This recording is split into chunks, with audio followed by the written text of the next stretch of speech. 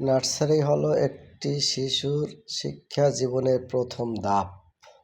এখানে শিশুরা আনন্দের সাথে শিখে আর খেলাধুলার মাধ্যমে জ্ঞান অর্জন করে এবং জ্ঞানের অর্জন করে সামাজিক আচরণ গড়ে তোলে।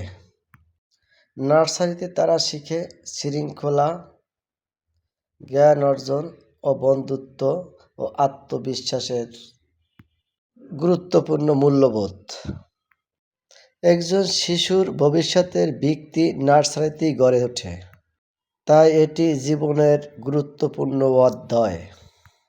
সুতরাং আপনারা নার্সারিতে ছোট ছেলে মেয়েকে নিয়ে ঘুরতে আসবেন, আর তারা এখান থেকে অনেক কিছু শৃঙ্খলা, নিয়মিতা বা আচরণবিধি শিখবে, দেশের সৌন্দর্যতা শিখবে।